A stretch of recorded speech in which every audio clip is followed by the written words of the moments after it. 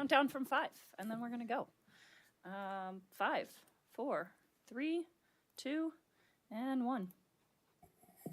Hi, welcome to the Open Space and Ecology Committee meeting of January 6, 2025. And I kind of forgot what to do next. Oh, roll call. Roll call. Call to order. Oh, call to order. Call to order. Roll call. Sorry, it's been a few years since I sat in the hot seat. Consider the request of any committee member to attend remotely. We have not had any requests to attend remotely. So roll call. Mayor. Here. Anthony Walker. Here. Aaron Becker. Here. Michelle Salmon here. And we are expecting Barbara Ebel momentarily. Do we have any announcements? Adoption of the agenda is next. Oh, yeah, okay. Sorry. Is there a move to adopt the agenda as published? I move. I'll second. Vote? Do we need to vote on that, Adrian? Okay. Mary? Yes. Anthony? Sounds good. Aye. Aaron? Yes. Michelle, yes. Oral communication announcements. Okay. It's a different order on here. Is there any announcements? None. The only announcement I have to the public is this evening at 11:59 is the last opportunities to submit comments on the current version of the draft DEIR for the Guadalupe Quarry project. Okay. Oral communications. Is there anyone wishing to speak on oral communications? Okay, so we have 2 sets of minutes to approve. The first set of minutes is from August 28th, 2024. And is there a move to approve the minutes? Move. So maybe I'll just explain very quickly why you're approving the August minutes in January. They came in September for review, and at that time there was not a quorum present of people who had attended the meeting. And then in October they came back and were approved, but none of us had noticed that the ones that I had attached were not actually the August minutes. They were actually the July minutes. So we did not properly approve the August minutes. So here they are, and hopefully they're the correct ones. I will make the motion to approve the August minutes. Mary, do you want to second that? I missed the meeting, and I think it was the August meeting. No, you're listed as attending the August meeting. Oh, okay. I second it. Thank you. Okay, Sorry.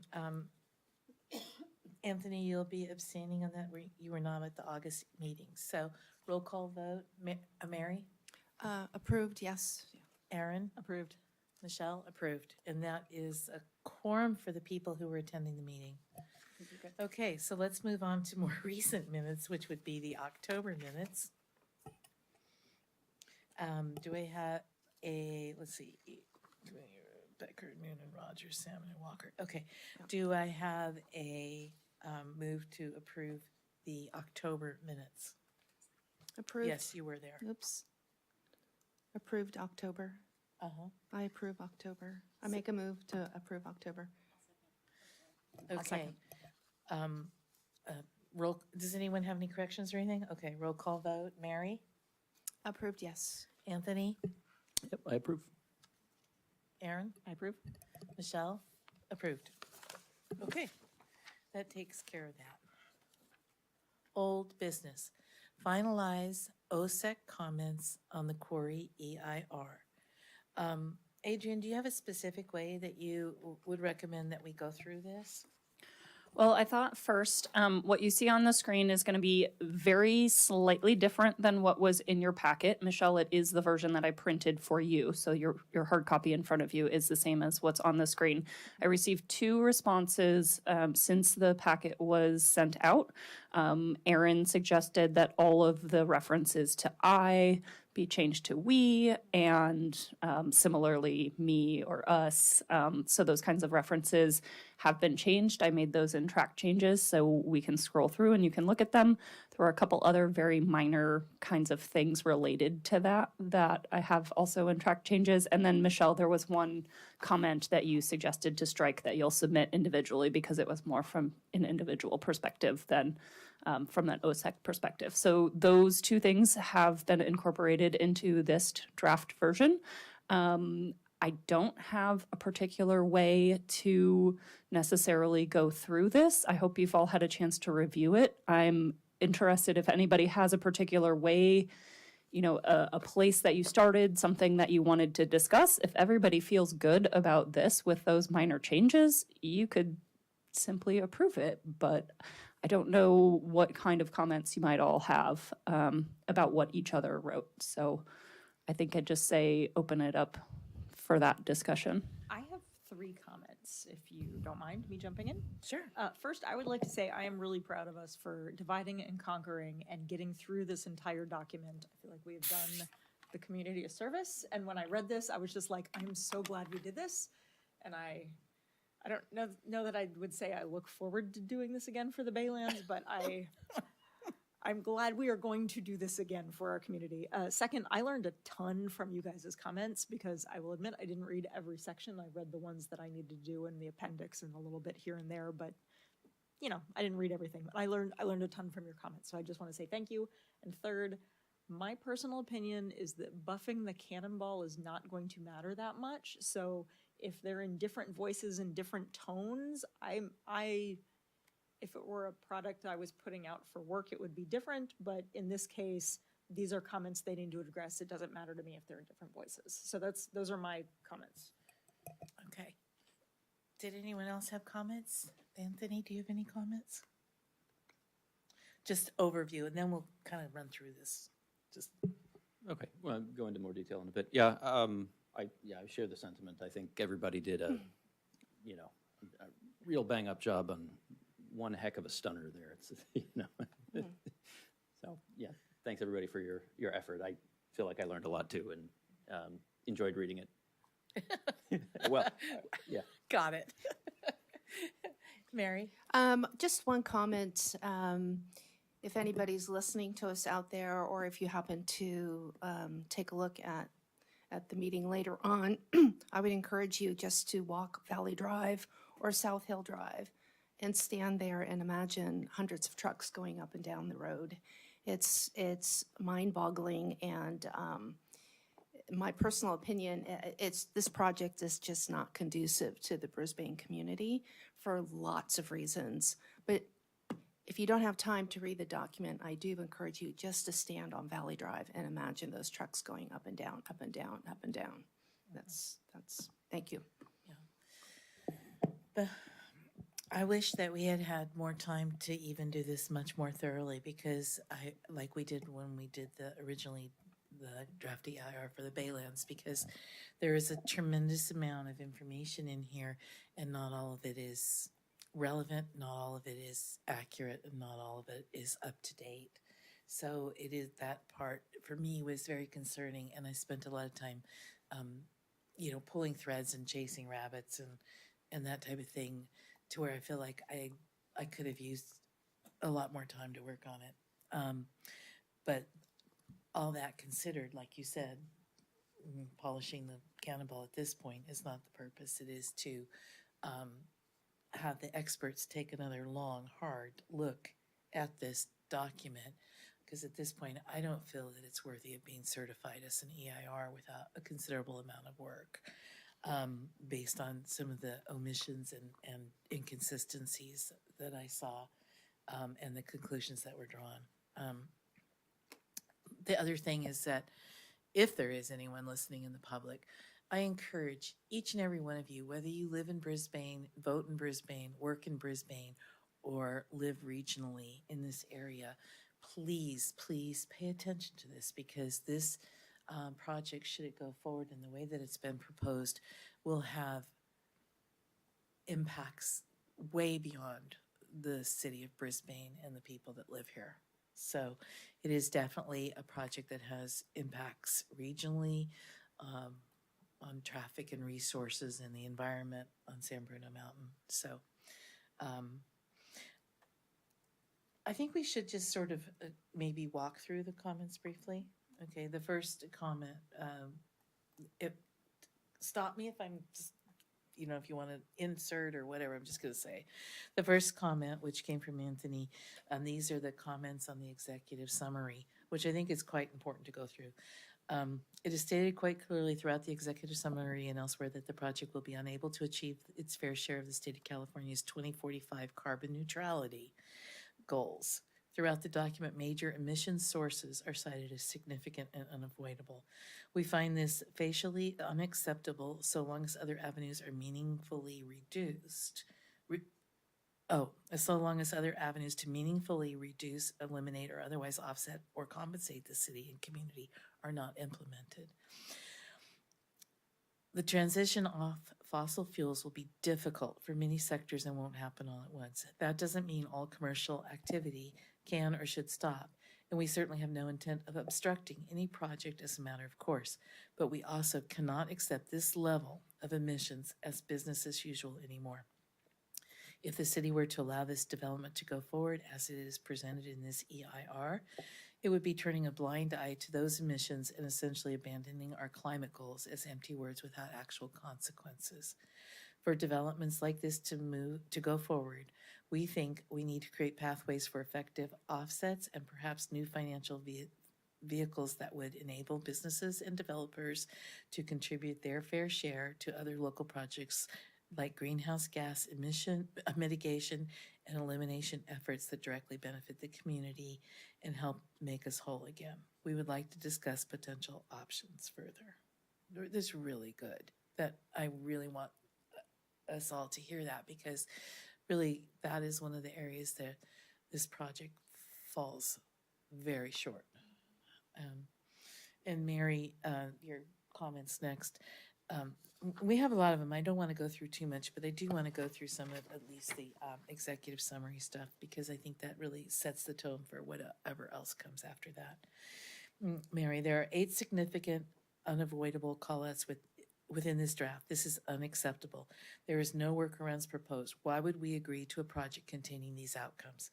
Brisbane is approximately 3.1 square miles, which equates to approximately 1,984 acres. Of these acres, approximately 1,000 are livable.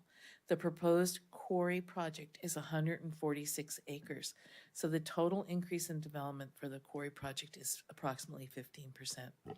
This project is not conducive to the community of Brisbane for several reasons. Traffic congestion, just imagine standing on Valley Drive, as you said earlier. Well, at least 100 large container trucks rush up and down each morning and late afternoon. Please visualize the heavy traffic on the 2-lane Bayshore Boulevard, what might happen if there's an accident. Noise pollution. Please imagine the noise level these trucks will have effect on noise pollution, especially for our neighbors on the ridge. Emergency. Please imagine high-risk emergency vehicles not being able to get the neighbors on the ridge due to the increased traffic. The executive summary, this is mine. The executive summary seems incomplete and does not adequately characterize the project. For example, where is the PG&E plan review that was requested by PG&E for approval? What hours of operation were used for all the subsequent data? How timely is the data presented? What is the exact amendments needed to comply with the San Bruno Mountain Habitat Conservation Plan? Where is the agreement that the county will accept the donated land and the liabilities associated with it? The executive summary is ambiguous and seems incomplete. In table ES-2 lists many things as not applicable that are very applicable. For an example, an existing community would be physically separated from one or more other communities. Children, in particular, walking to school from the Northeast Ridge to Littman Intermediate and Central Brisbane, as well as other pedestrians, would have to cross through both the dramatically increased incoming and outbound truck and employee traffic. To me, that's significant. And then the rest are specific comments on that section. And I'll just briefly go through them. Section 7.2 of the executive summary, estimates for the mining operations and specifically the no project alternative, dramatically contradicts the published 2006 estimates. Section ES 7.1, Alternative 3, Combined Warehouse Data Center, does not reference or include a PG&E plan review as requested by PG&E Representative Alex Boyd to Kelly Beggs via email dated January 6, 2023. No mention of sewage processing. I couldn't find any mention at all of sewage. I don't know. Table ES mentions impact threshold has to as less than significant, even though the project's sphere of influence, traffic and emissions, is within 0.25 miles of a school.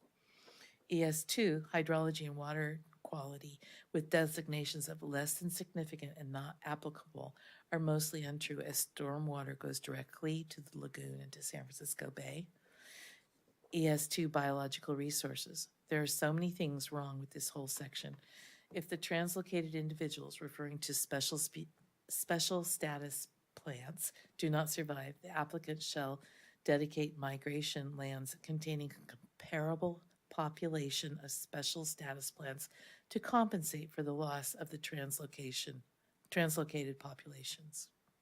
Where exactly are we going to find these mythical mitigation lands with comparable populations of special species status? The hubris and misguidance that you can substitute one special status plant for another is beyond belief and offensive.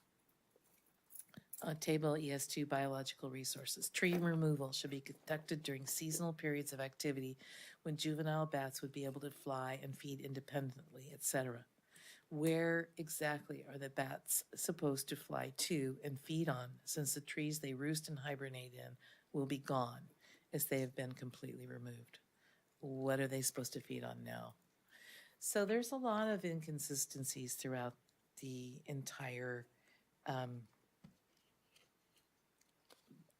draft DEIR. And I don't know if we want to go through any of the rest of them, or does anyone have questions about or want to make a comment at any of the comments that they made here, or did everybody get a chance to read through them thoroughly? Yeah, I read all the comments. And read did you have any part of it. commentary? No, I mean, I thought for overall, our committee did brilliant work. And yeah, I mean, I just hope the city council's interested in listening, that's all. Oh, I think they're very interested in listening, but Good. before that, this has to, I think, go back. The draft DEIR needs to go back and be reviewed again. Is that, do you happen to know if that's what the next step is? So my understanding is that after the comment deadline, the staff and appropriate consultants need to review and respond to all of those comments and prepare the final EIR. I don't have any timeline for that. I checked this afternoon, but that is the next step. Okay. I just remember in the Baylands final EIR, so many of the comments, they just said, this isn't relevant, or whatever. They just had really poor response rate. So I guess, does the council have the right to reject the EIR if it doesn't actually answer substantial questions? Or I think they do. Will they? I don't know. Just a second. Let me go to my documents here, just so we are all on the same page. CEQA, California Environmental Quality Act, is a state law that requires state and local agencies to inform decision makers and the public about the potential environmental impacts of proposed projects and to identify ways to avoid or mitigate those impacts if feasible.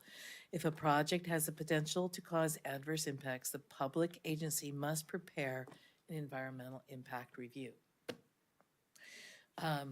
What It is not. It's not a permit.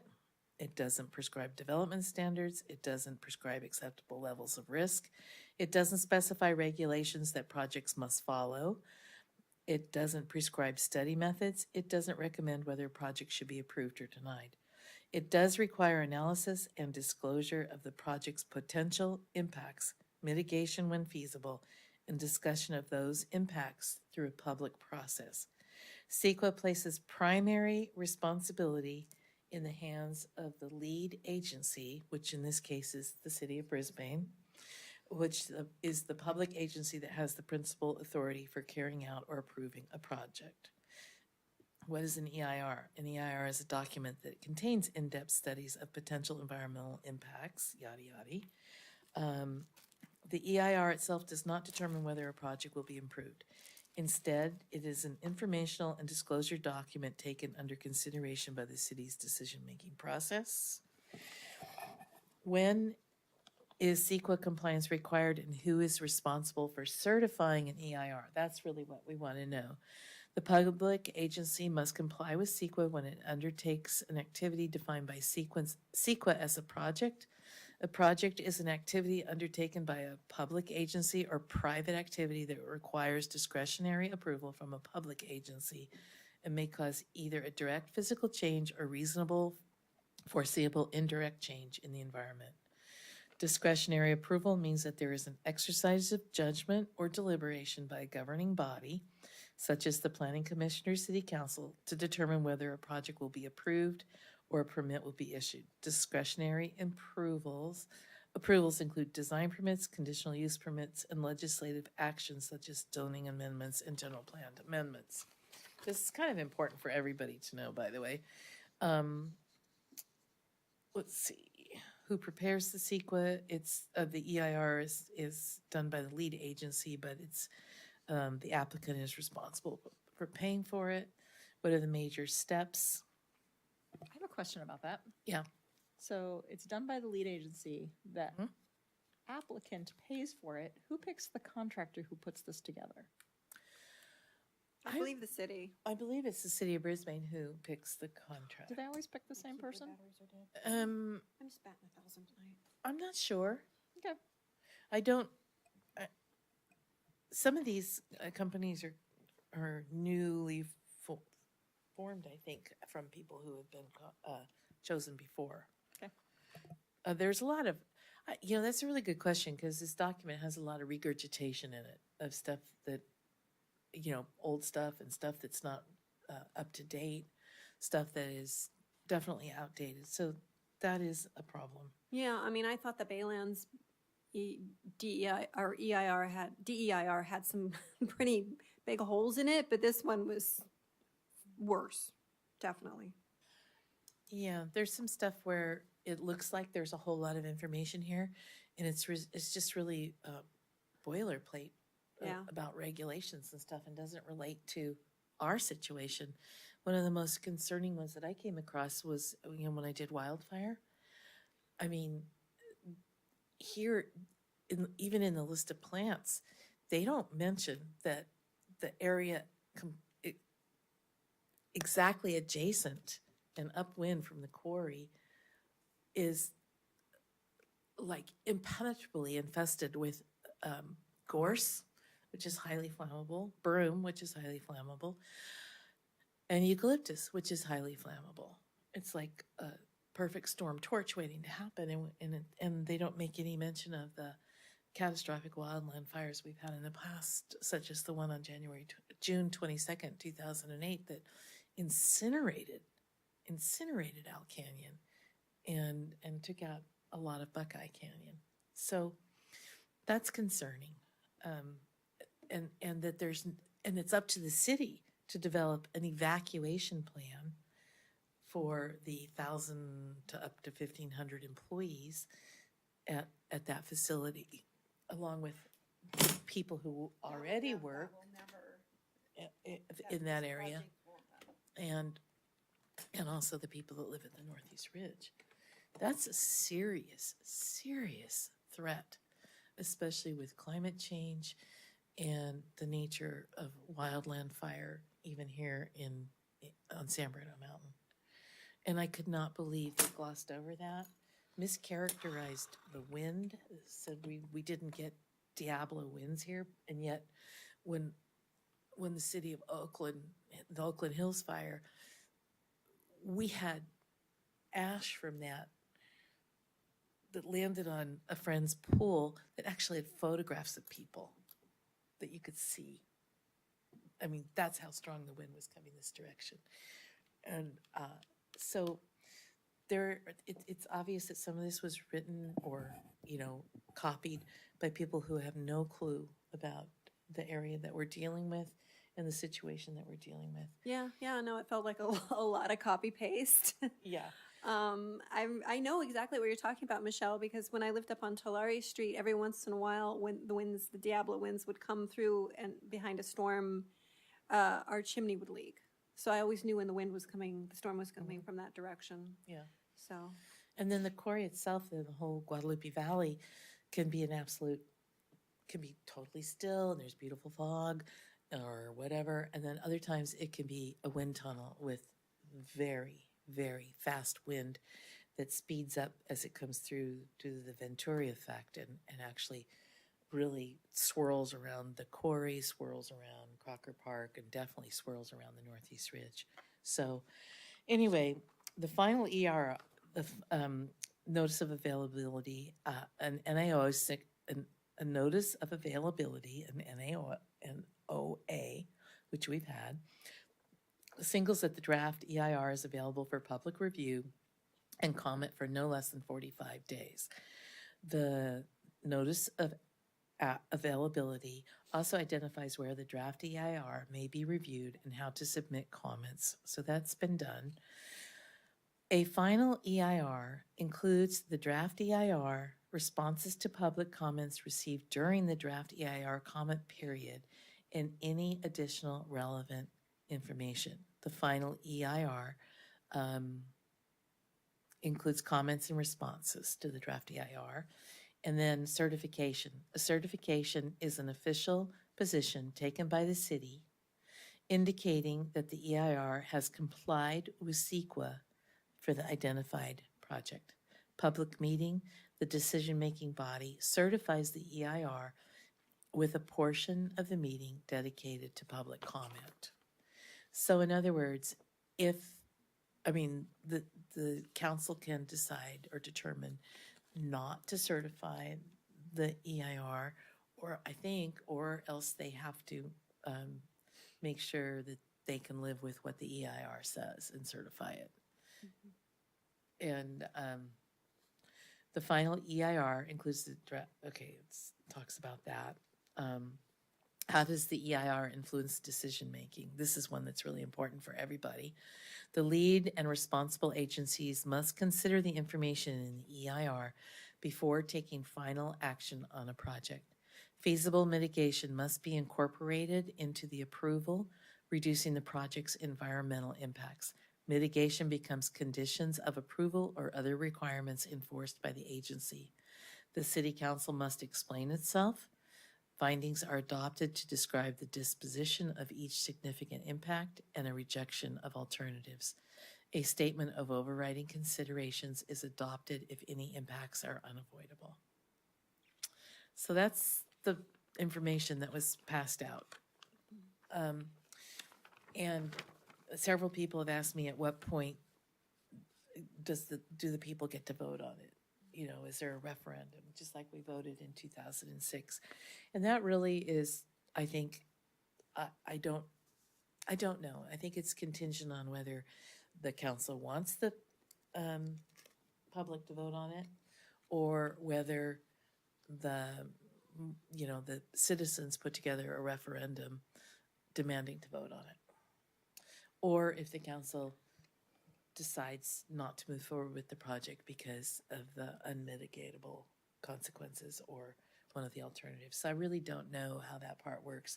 That part really, our legal beagles can advise us better on that. I mean, the one area, the comments or the comments that are in the EIR draft, there are eight 8 or more, significant and unavoidable. I'm like, why would you even consider approving something like that? They don't offer any alternatives or any workarounds. Well, money is a powerful motivator. And this project is absolutely waving the greenbacks in front of the city council in the city of Brisbane. And there are a lot of, There's a lot of high risk. but there's a lot of high risks. And so then it becomes a discussion of values and monetary versus risk. I mean, honestly, if we had to choose, I mean, I would never approve something like this.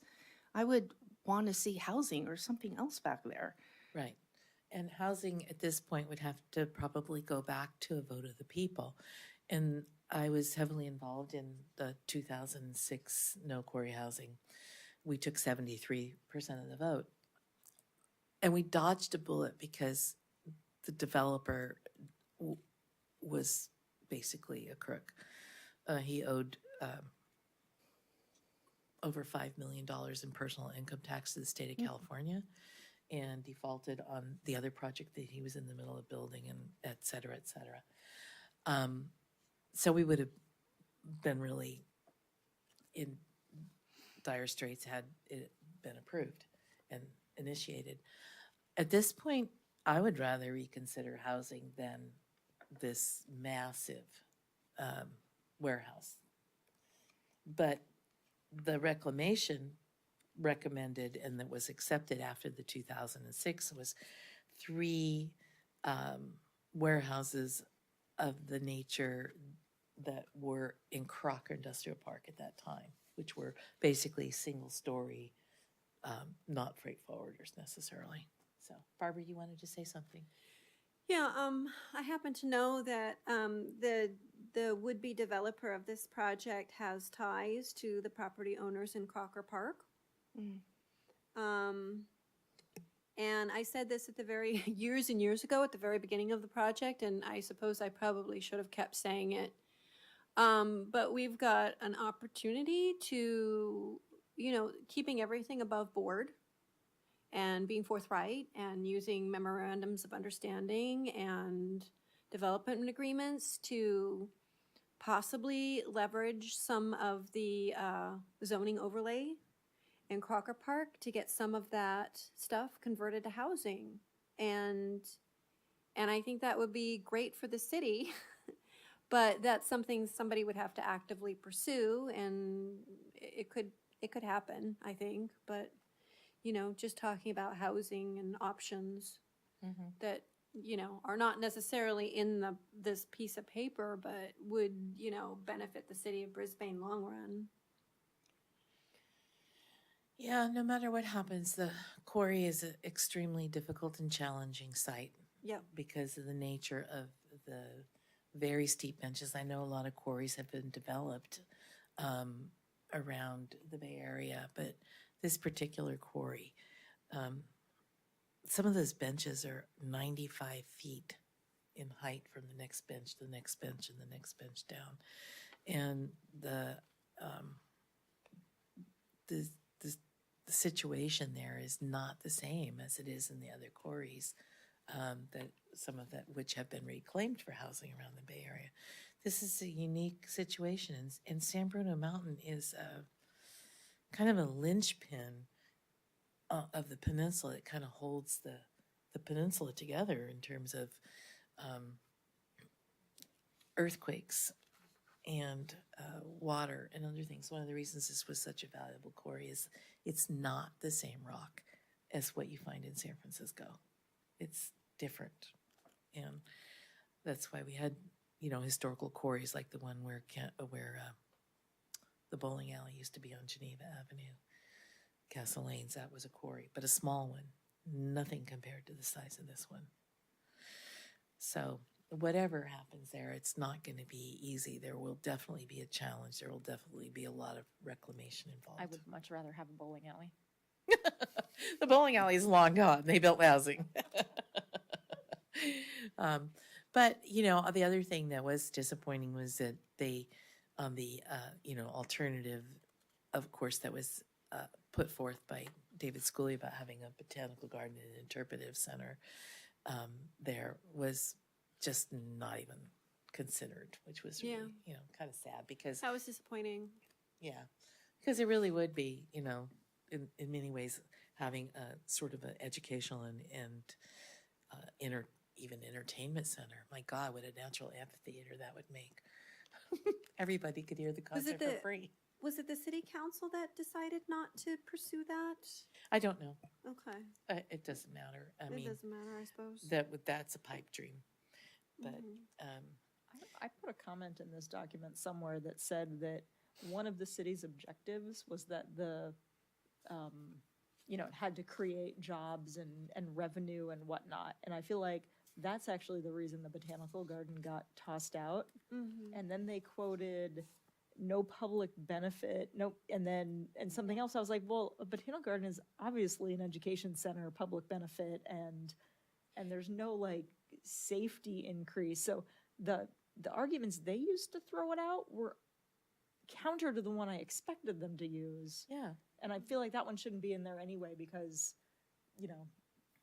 Yeah, no, I had similar comments along the same lines that somebody seems to have conflated Brisbane's overarching vision with the developer's goals, that it really, I mean, if housing is to Brisbane's benefit, then that's not going to produce revenue or jobs either. So, Well, and the other part of it though is I will say this from my experience with the no quarry housing issue. If housing was back on the table, we would be facing many of these same issues, except that the traffic in and out would be a lot less. So it's not like these issues go away if we choose housing.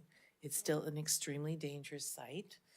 It still has the environmental issues and the wildfire issues and those type of things to be considered. So as much as I'd love that, it's, it's still, whatever happens, the owner of the property is responsible for reclamation according to their mining agreement. And the amount of material left available to be mined has been grossly overstated here compared to what it was estimated both in 1994 and in 2006. The quarry's about played out. And so we are going to have to deal with this sooner or later, or the owner's going to have to deal with this sooner or later. So I read the section, and my mining experience says that the amount of mineable material actually does go up with time because our mining technologies do get better, and then people start mining the tailings where they couldn't mine those things before. It's a little different for aggregates. Yeah. But in the mining section, it says a critical piece of equipment has been broken and is too expensive to replace. So they're done mining. Wow. But that doesn't mean they're not done with the asphalt batch process, which is way worse than the mining. So most of the pollution is actually due to the asphalt recycling and remaking, less than the mining is. Yeah, the toxic stuff. And since it's my subject, I'm taking the microphone. Go for it. I worked in the mining industry. It was a totally different kind of mining, but still open pit mine, not a tunnel mine. There were things that were so wrong in my section. They decided not to sample the sediment ponds because they didn't have an oily sheen on them. The trick about a sediment pond, so they didn't sample any sediment pond on the site when they were looking for contamination. All of those sediments are going to grab all of the particulate will hold on to the oil and sink it to the bottom, or anything that's heavier than water will sink to the bottom. So the fact that there's no oily sheen on a sediment pond doesn't mean there's not nasty lurking below it. And all of those hydrocarbons, which technically could be lighter than water, are likely still attached to, small, fine particulates at the bottom of the pond. So I have reservations about the environmental consultants they used to determine the sampling sites, and they used them both times they did environmental sampling there. And so a lot of my comments are based on, you need to find an independent someone who's going to independently assess this.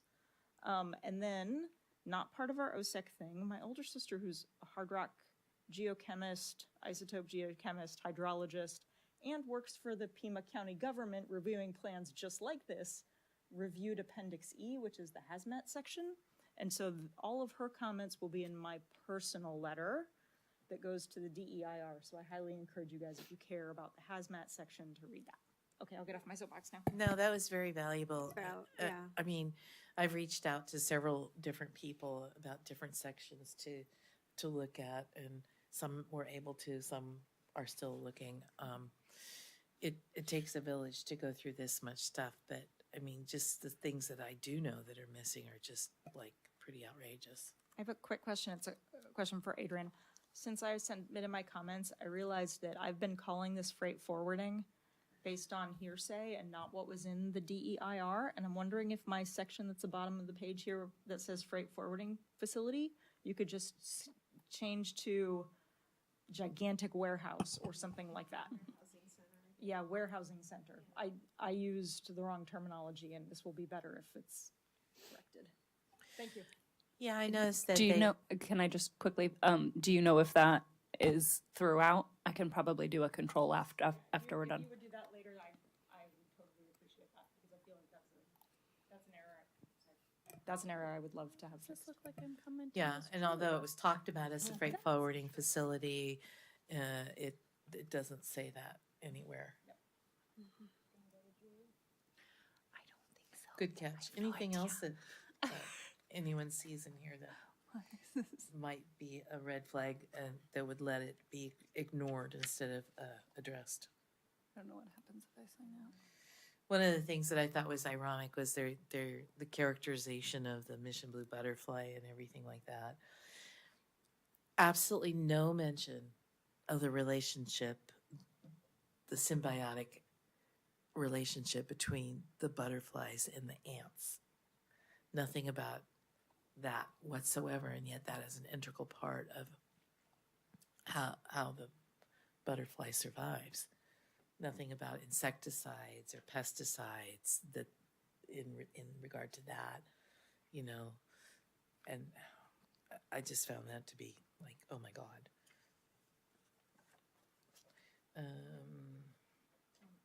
So does anyone else have a comment they want to foot stomp about and from their section? Does anything just strike you as so Egregious. noteworthy that you want to comment it during our public meeting? I mean, I just really hope that this project is not, I don't think this project is approvable with the GHG footprint that they're projecting. I mean, it's just, I don't understand how we can even contemplate it. You know, we've got so few years left. The permafrost is melting. We're really flirting with, we're more than flirting with disaster. We're throwing ourselves in its bed. Yeah, I can't believe it. It's just, I don't even know how this got to a DEIR.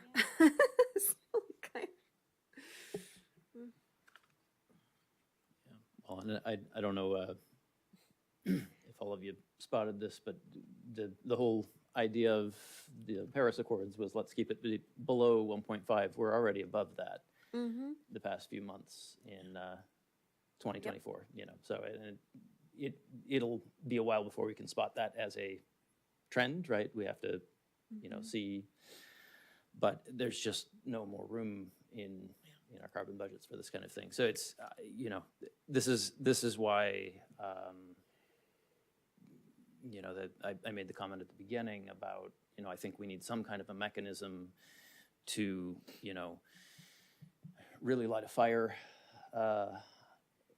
under ourselves to, you know, get after you know, mitigation, because we can't be just kind of going, oh, well, when we've got money, when we can find a grant or something like that. It's got to be matter of course. You know, Even for the situation we have now, trucks line up along South Hill Drive idling for way longer than 5 minutes, waiting to go in and do their pickups at various facilities along there. And this would just be exacerbated dramatically by that. We don't even police that, even though we should be, where they're not really supposed to idle longer than 5 minutes according to state law. Right. And yet they sit there and idle for half an hour, hours on end, actually. That's just wrong. Yeah. And I feel like a broken record when I complain about it, but, that's the case. So. Well, maybe to play devil's advocate a little bit here on the trucking part, the trucking is the biggest chunk of ongoing emissions, and they cop to that. It's what is it? 7,355 metric tons of CO2e per year. Right, that's not just trucking, but it's majority trucking. But since the state does have those goals to be, net zero in the trucking sector by 2035, right? They're pushing for that. So there may be a point where, that all kind of works out. However, I think it's critical that if you're going to be putting in this kind of facility that is encouraging trucking, even if the idea is it's going to be switching to electric eventually, you've got to make sure you've got enough capacity. You've got to make sure that you're building for that. And that was one thing that I spent the entire report kind of scratching my head about, is sort of like, who is going in there? Do we know like what their trucking fleet's going to look like? Who's going to be responsible for any of that? Difficult to say. Yeah. Right. That's just like hours of operation 2.8.2. Oh, the hours of operations may be from 5 a.m. to 10 p.m. depending on the tenant, which basically means we don't know and we can't control that. Depends who comes in and is a tenant, and then we'll bow to whatever they want.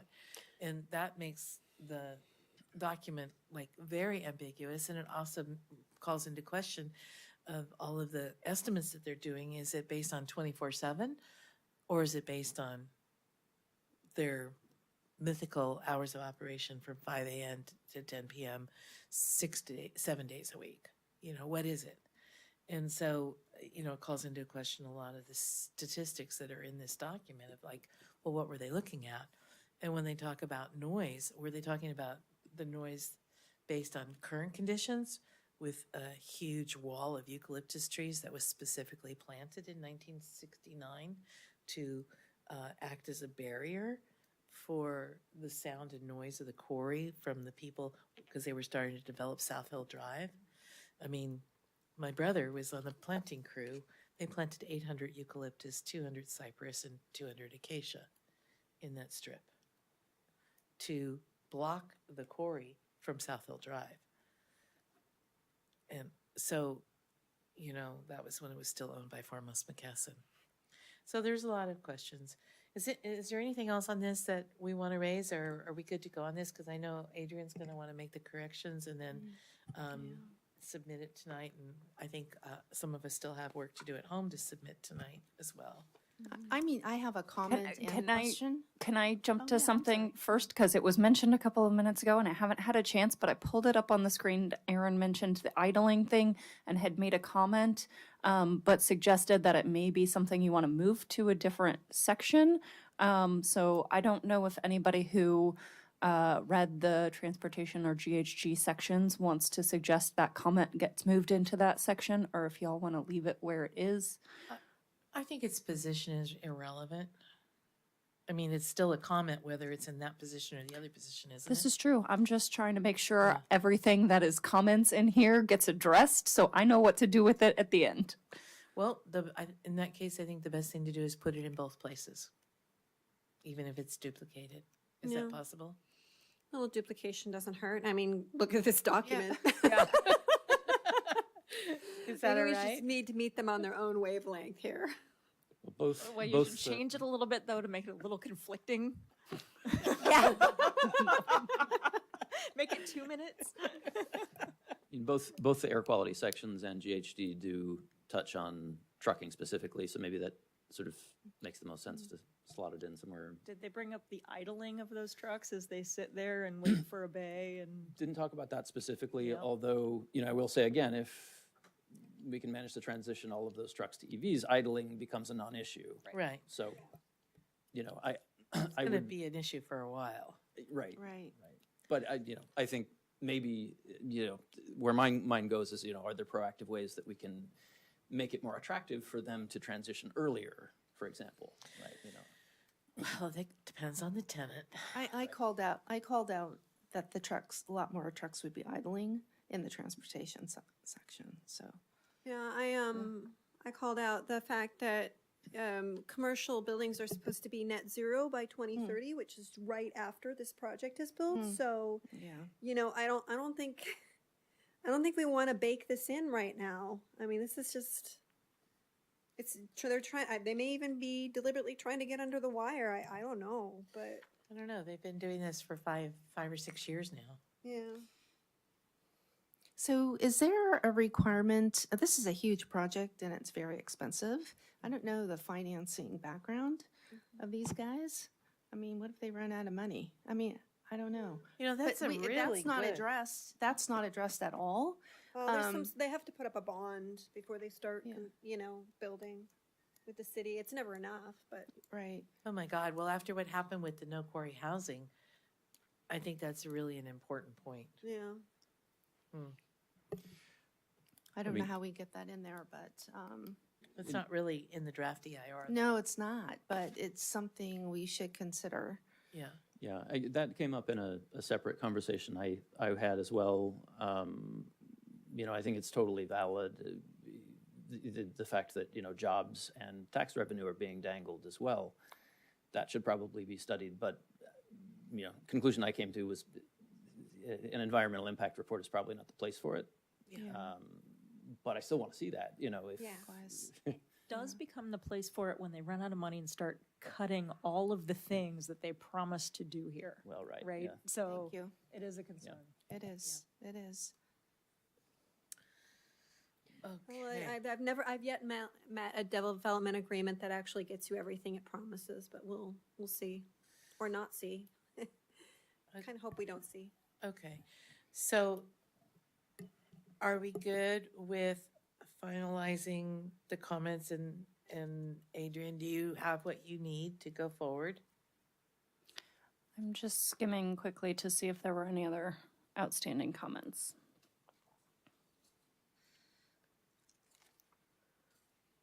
I think that was it.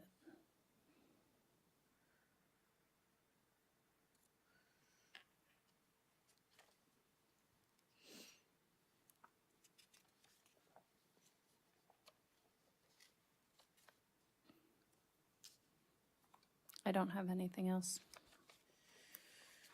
Okay.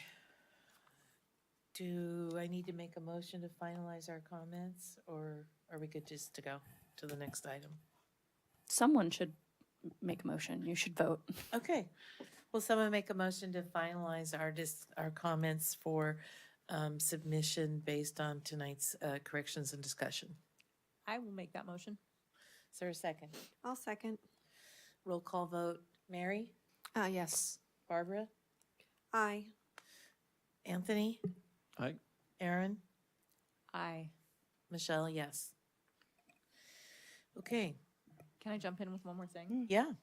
I would like to thank Adrian for divvying this up, rallying the troops, and then coming back from her vacation when most people are still trying to find the coffee maker and taking all of our input and assembling it and aggregating it and turning it around in time for it to make the agenda.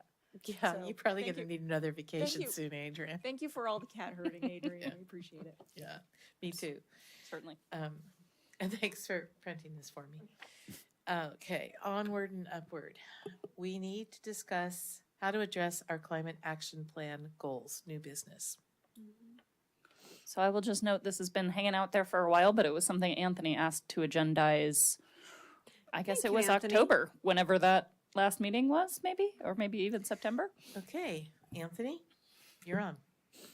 Yeah, well, so what brought this up for me was when we were doing the committee assignments, right? I noticed that that specifically did not have any kind of committee or special attention, and you know, we've got the home electrification, or I suppose it's not just homes, electrification, building electrification subcommittee, but that's kind of the closest that it got, and, you know, I was looking at, we've got that. I have a copy of who has what here somewhere. Here we go. Okay, so it was on the building decarbonization. Yeah, right, that's right. Okay, and that was Becker, Ebel, and Walker. Yeah. And you were, so go back a step and tell me what, again. Well, so that one is specifically focused on building decarbonization. Go ahead, Barbara.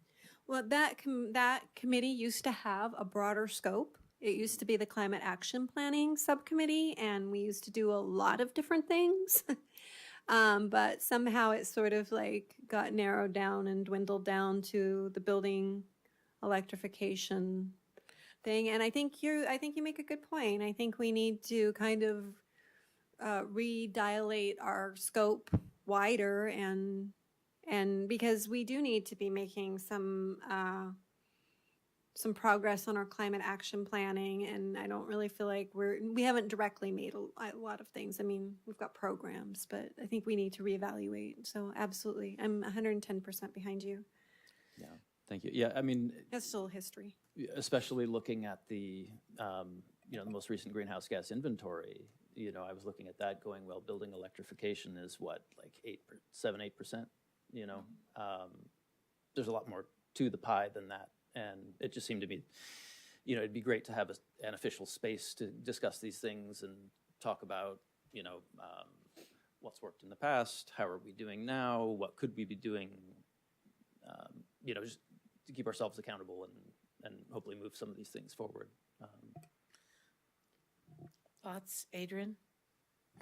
Well, I was just going to provide a bit more history about why we went from being a climate action plan subcommittee to being specifically a building decarbonization subcommittee was because of COVID and return from COVID requirements around meeting in person for standing committees. So the focus at the time of that committee was on REACH codes and building decarbonization. So we decided to make it an ad hoc committee on building decarbonization so that we could continue to meet remotely, because it has been extremely challenging to get in-person noticed meetings and some occasions for subcommittees. So that's why that came about. I'm not suggesting that we can't go back to a broader scope, but if we are going to have a climate action plan subcommittee, I think it would be very hard for us to make a case that that's an ad hoc and not a ongoing subcommittee. So we would need to be able to meet in person with publicly noticed meetings. They would not have to be broadcast, but they would have to be publicly noticed in advance meetings with the subcommittee members in person as well as staff. Was there also, we were waiting to see what happened with, it's not the Berkeley thing, but I feel like we were waiting on one other thing, and it didn't make sense to have the pain of in-person meetings because we couldn't be effective until we waited for some state plan, or I don't quite remember what the details were. We were waiting for a while on REACH codes because of the Berkeley ruling, but that all did end up moving forward last year. It's not as strong as it was before the Berkeley ruling, but we have something in place now that replaced what we could no longer do because of the Berkeley ruling. So there was a little bit of limbo there for a while that I think really kind of slowed us down with that subcommittee, which did meet pretty regularly for a while and hasn't met in a while. Can I ask a question, Anthony? Is there a particular area of the climate action plan that you're interested in that would qualify, that we could work on as a ad hoc subcommittee, and then we do another ad hoc and then roll them up into the plan? Well, so I mean, going back to the climate action plan specifically, I know there was one published at one point, right? But I actually recently tried to find it on the city website and came up completely short. I don't know where. It is there, but I know I tried to look for something today and there was an issue, there was something going on wrong with the website today. The search function was completely not working. We got an email as staff about it, so I don't know if that was plaguing you when you were Maybe. looking for it. The climate action plan adopted in 2015 is there on the website. Somewhere. You just can't find it because the search truly on our website has not worked for months. No, today literally nothing returned. Like every search returns 0 results. Right, So but when it is quote unquote working, every search returns like 20 total irrelevant results. I've complained about it numerous times and they're supposedly working on it, but it's no wonder you couldn't find what you were looking for because you can't find anything you're looking for on the site right now. I'm sorry, it's seriously broken. Could you send him a direct link for the climate action plan? I can get him the climate action plan, no problem. Okay. What I was going to say is that it's a 2015 climate action plan that adopted for the 2020 goal, and we don't have a new climate action plan because we have not been able to move forward with the climate action plan due to the Baylands. So that also has been kind of a challenge to the whole thing is we're kind of trying to work under the 2015 and the climate emergency declaration and do whatever we can that we feel we can fit within those kind of buckets. So that's also been a bit of a limitation and why we don't have something that's more up to date with newer,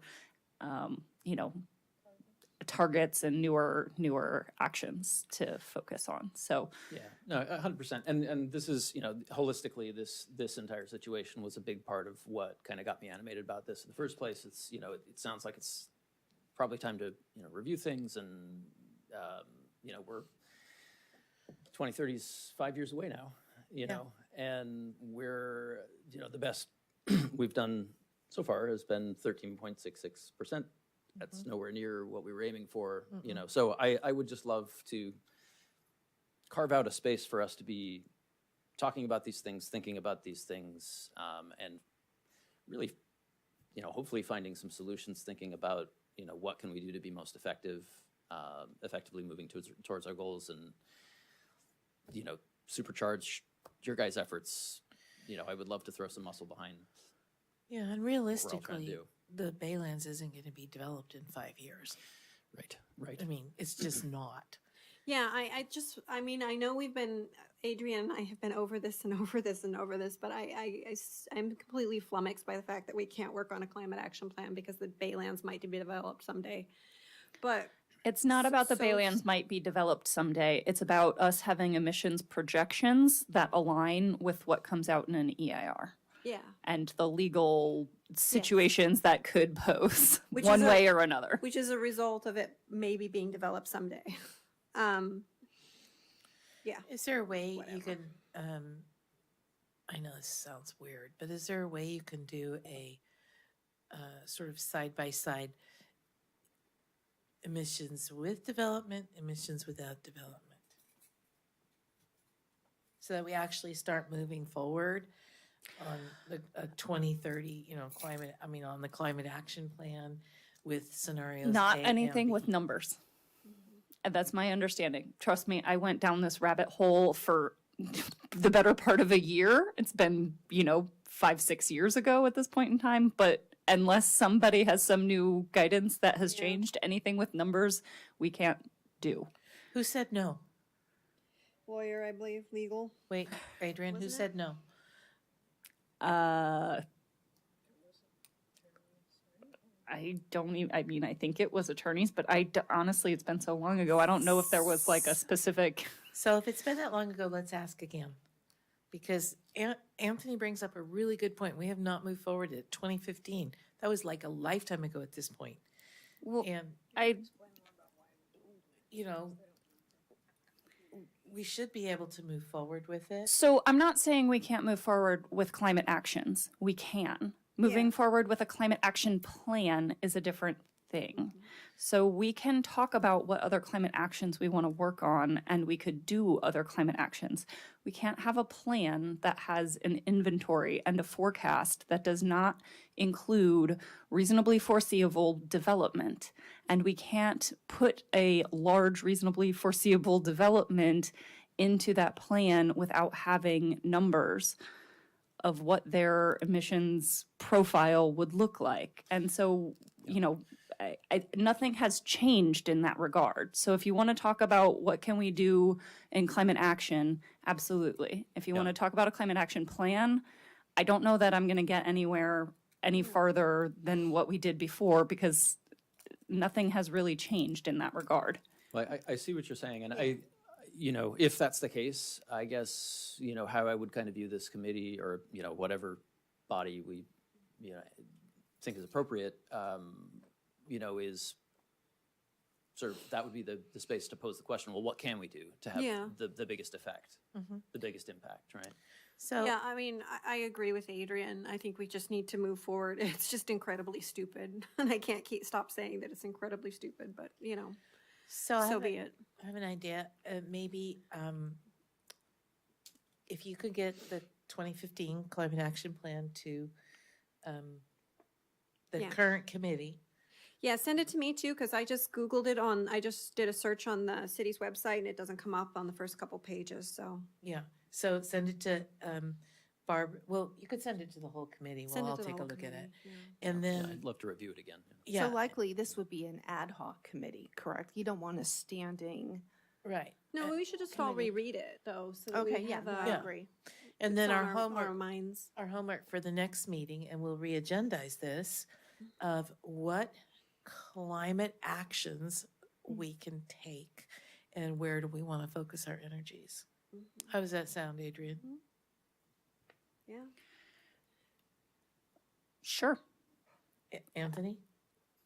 And Anthony, I'm hoping that you'll take the lead on making the suggestions of where you think that we can do the most good with it.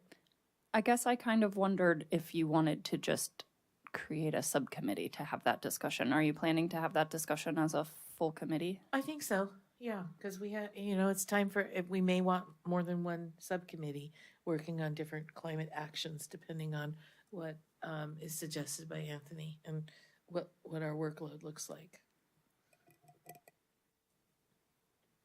So if the full committee decided, oh, there are 3 measures we want to really work on, they could potentially be 3 ad hoc subcommittees, is what you're Right. saying? Sure. Okay. Yeah, So do our I mean, I homework, think- and then we can talk about how to structure it at the next meeting. yeah, Yeah, I work with a lot of smart people on this committee, so I think actually bringing to the whole committee and letting us throw all of our brains together is a good thing. okay. So we're resolved on that issue for now? I have a question that's totally unrelated, but we are 1 member short. Yes. What is the plan for filling in vacant seats? The opening or the call for applications has been open and closes on Friday. So if Very you know exciting. anyone that would like to submit an application, or you have anyone in mind that you can encourage to submit an application, now is the time. There are 2 members whose terms are up who will need to reapply. Whose terms are up in, Mine and Jason's. oh, really? Mhm. When? Oh, I thought yours was the same as mine. Yeah, I don't know what happened because we were originally appointed the same year, so I don't know how we got out of sync, but we did. I think I don't know. I think I might have taken a short term Yeah. at one point. Maybe, I I don't don't know. know. Okay. I have 2 more years, I know that. Okay, okay. Let's move on to, staff updates. Well, I'm just back, so I don't have a whole lot, but I do have a note that I will have a new sustainability fellow starting tomorrow morning. It's a fun week. Excellent. Is Alejandra gone? Oh, I'm sorry, we didn't actually meet since then. Yes, Alejandra left her fellowship early. She got a full-time job offer and her last week with us was the week before Thanksgiving. So we've been down for the holidays. Well, if It's you- been fun.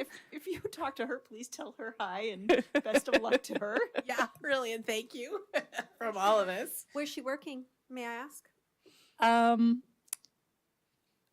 I know that information, but I'm not sure I'm comfortable sharing that information on a live broadcast Sure, for someone else. no problem. Okay. I had a couple quick ones. You, Michelle, had asked about what application our code enforcement officer was using to identify plants. So right now, he has also uploaded the one that you wanted him to use, and he's comparing them both side by side to see if they're consistent. Okay, cool. Um, And he'll report to us. well, I mean, he'll report to me and I'll He'll let you know. report to us. Yeah. That's what I meant. Okay. And the work that we wanted done in the concrete channel for the frog habitat has been done. I haven't reached out to Paul. It was right before the holidays. So, Oh, anxious to go look. Maybe we need a little field trip, Mary. Yeah, I was just there. I see a ton of weeds stacked up, but the channel doesn't look like it's been. I haven't been over myself. Yeah, you need to take a look. Okay. Okay. Any other staff updates?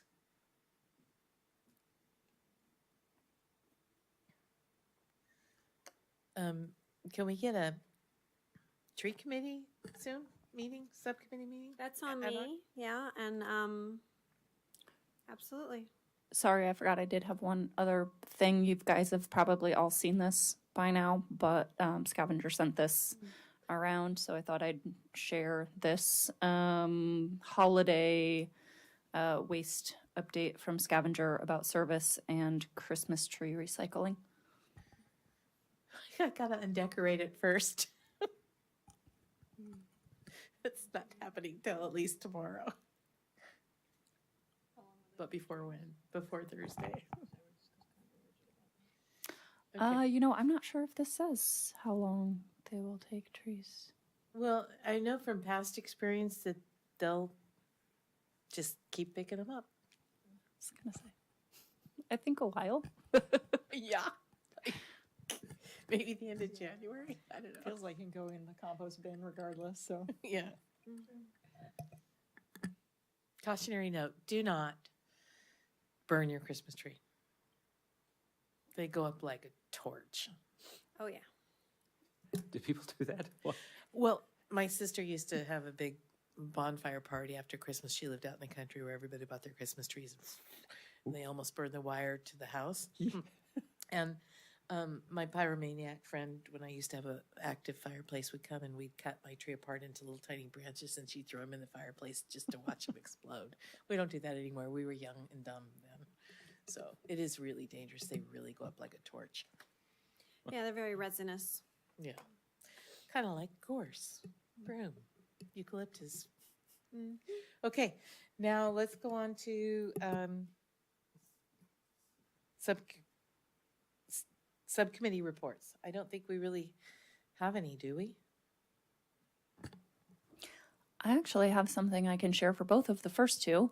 Okay. Events I can mention again on calendar items, but we've got the winter habitat event on February 8th. Oh, And then on the education and outreach front, I've been in touch with Mary and Anthony about updating the library display.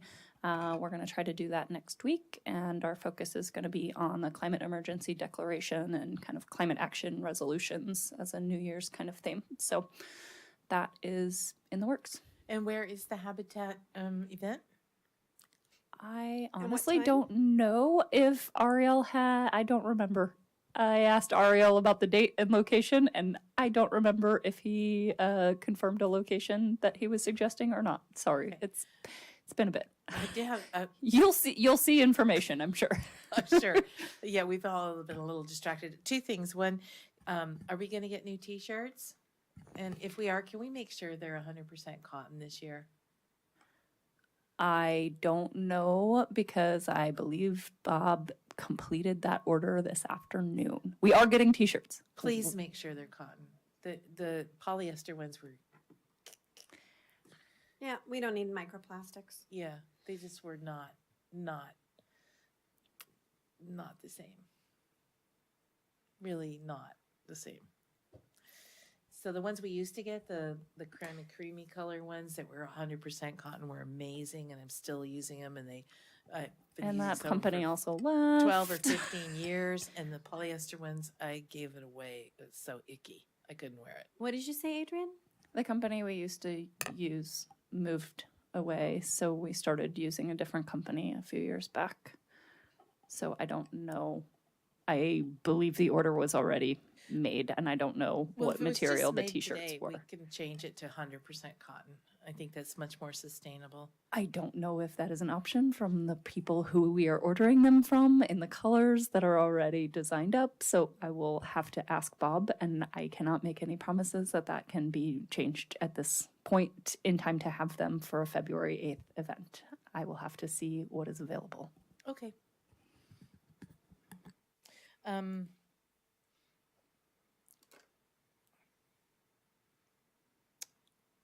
Any ideas on when we get the Bayland specific plan? You know, because we're on a roll now. Please don't. Please no. No. I would like to say that you guys were talking about adding committees. I was like, I know what's coming. What are you guys talking about? Yeah, I know. I have no information. Okay. I believe at some point it was mentioned that it would be unlikely that we would have two EIRs out at the same time. I don't know if that has changed or what that means. That's as much as I know. Thank you. Okay. Calendar items. Well, February 8th. Oh, wait a Oh, minute, wait. wait a minute. I have the Lippman Science Fair guys, Anthony and Barbara. I'm no longer on the committee, so I will email you the contact. It's Joe Condon up at Lippman, and I'm forgetting the other fella. I'll send it to you via email on who to contact. If you have any questions, just reach out to me. Okay? Great, Thank thank you. Okay. Calendar items.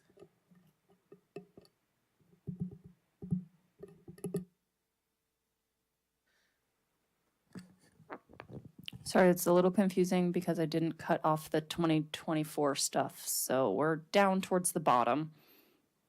And as I mentioned, planting day on February 8th.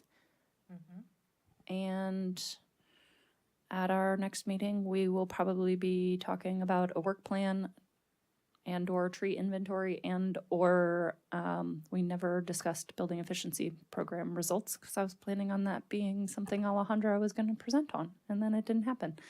So maybe we'll still do that. Did you want 2023 results or 2024 results? Oh, 2023 results, because that gets reported in 2024. Okay. I believe the dark skies ordinance went into effect this year, right? Mandatory with January 1st? I thought it was March. Is it March? 31, maybe. March 1st or March 31st. I think it's March. Yes. It's March? Okay. I But was it's- thinking it was the beginning of the year, but. It's in effect. Uh-huh. We're just in the, now is the time you need to change all your stuff so that you're in compliance on March 31st. So yeah, Yeah. people should be looking at their fixtures. Mhm. Okay. Yeah. I felt a Facebook post coming on.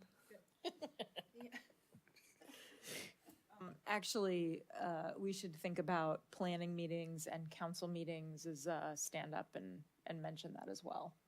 Okay. I think the next council meeting is Thursday? No. Next Thursday. Wait, 16th, I think. 16th. Yeah. Okay. A week from Thursday. Right. All right. Anything else on calendaring? Earth Day, compost giveaway. Are we doing anything else on Earth Day? Yeah, I'm curious. We usually have we've in the past had an event. I think that's what Earth Day was meant to imply. Because actual Earth Day is not on the 26th, it's on the 22nd. So I think that was meant to imply Earth Day habitat restoration. It's hard to fit a lot of words in these tiny boxes, guys. Okay, It's in the event column. event column. Oh, I see what you mean. Okay, so we are going to have on the 22nd of April? I don't know. We have not confirmed what the date of our Earth Day event will be. Earth Day, the actual day, is April 22nd. So what you see in the column there is a potential date, 26th question mark. Oh, or the 19th, one or the other. Okay. Okay. Do we know what we're doing yet or no? TBD? Guys, I just got back from 2-week holiday vacation and I have a well, new staff starting tomorrow. Doesn't I all don't have know. to be you, Adrian. Let's move right along to chair and committee member matters then. Okay, look at that. We're missing one. We need one. Okay. And then, is there anything else on chair and committee matters? Other than needing a tree meeting? Yeah, that's on me. I said I was gonna pick that up after Dark Skies kind of settled down, and I didn't, because life kind of ate me. I'm still sort of readjusting. It's been a couple years, but I'm still readjusting my work-life balance after going back to work full-time. So that is entirely my fault, and I will look at that. Okay, let's schedule it Yep. if we can, Karen? Okay. And then any other chair and committee matters? Okay, let's move right along to, when's our next meeting?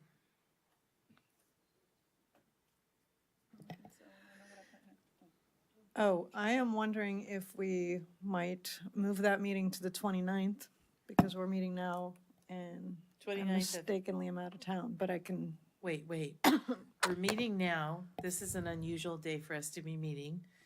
and And so This it is would the be, December meeting. Oh, right? this is our December meeting, so January 29th. would be, yeah, so the 22nd would be 2 weeks and 2 days. So would you rather meet the 29th, since there's a fifth Wednesday this month? That sounds good to me. How about everybody else? Works for me. Either work for me. Either works for me. How about you, Mary? I'm good, yeah. Either Okay. works for Mary. So January 29th. Yep, sure. We do have to check with Jason, but yeah. Okay, yeah. So at this point, our next meeting will be on January 29th. Does that conclude all of our business for tonight? Does. Anybody else? Anything else? Thank you again for all of your hard work on the draft EIR, and this meeting's adjourned. Wow.